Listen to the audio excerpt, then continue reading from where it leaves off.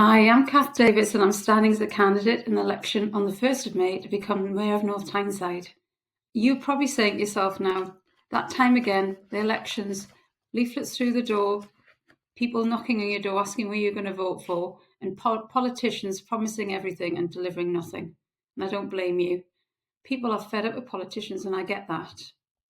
Since 2002, we've had either Labour or Tory mayors, and what do?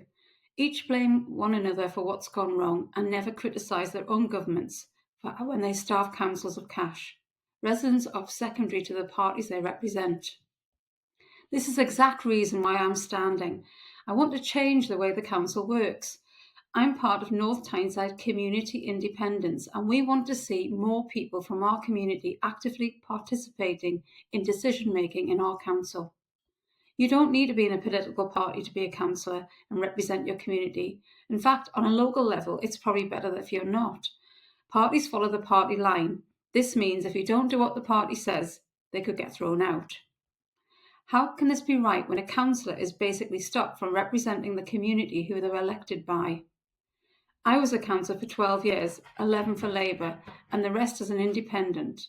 I started to challenge some of the decision making and I was driven out. And I saw this happen to other good councillors as well. A high percentage of women councillors only stood for one term as they couldn't put up with what was going on. It's toxic. It gets worse. The system that we have here in North Tyneside with the mayoral means that the elected mayor gets 100% of the power and chooses their own cabinet. This means positions mostly go to their mates rather than the councillors who actually do the job. What this means is 9 councillors plus the mayor gets to make the majority of the decisions that affect residents.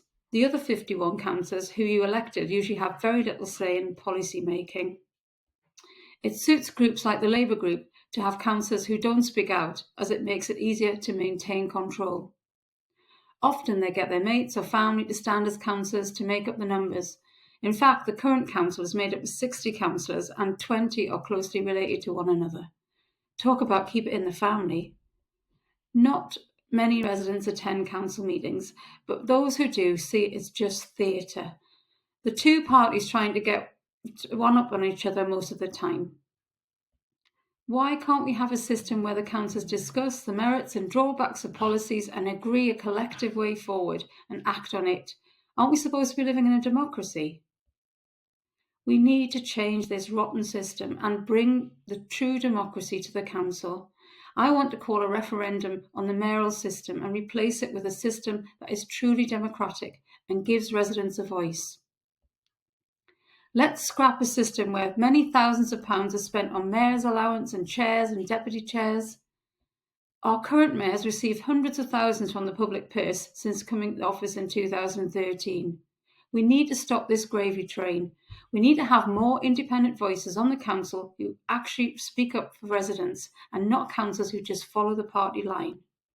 You can start this change by voting for me and joining the North Tyneside Community Independence to send a message to the major parties that we want a council that represents us and not Westminster. Please make a difference on the 1st of May. Vote for me, Cath Davis, vote independent, and let's put the community at the heart of local politics. Thank you.